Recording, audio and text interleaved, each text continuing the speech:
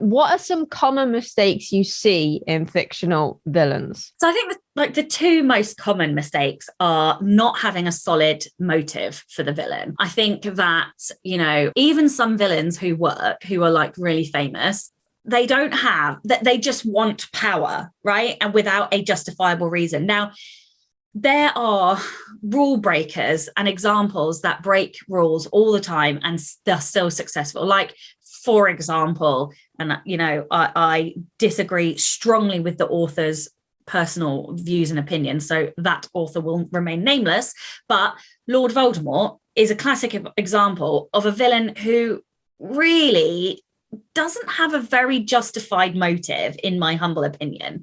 And yet, the books are wildly successful. So there are rule breakers out there and examples of rule breakers, but I genuinely think that when you have a villain who has a more solid motive, like take Agent Smith, for example, you bring a depth and a richness to the characters that make your readers buy into those villains in a way that you just don't get with other stories. So that's probably the first one.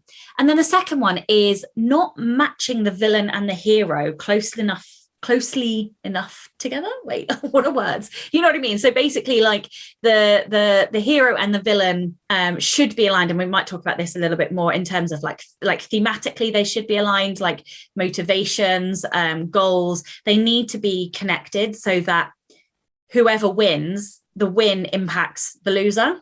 And because that then you get a more holistic story and a more like fully like it's closed off and satisfying to the reader when you do that. So yeah, I agree. Although I do find some people are like, oh, this character is just a psychopath, oh, they're just a narcissist, and that's their justification for the character being the way they are. And it's still kind of a surface level justification, right?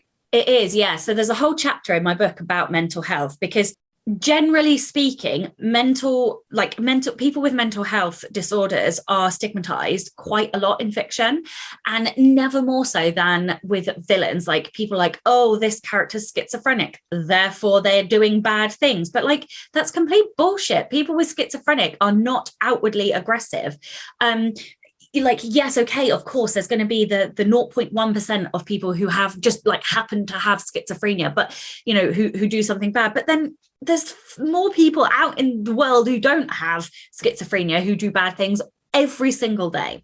And the problem is that people use the disorder as the cause for the actions, whereas that's not the case at all. You can have depression and be an asshole, like, just because you have depression doesn't mean you're gonna be a bad person, right? And so I think that's the problem in those circumstances, using the mental health disorder as the justification for bad behavior is essentially stereotyping and stigmatizing a section of society.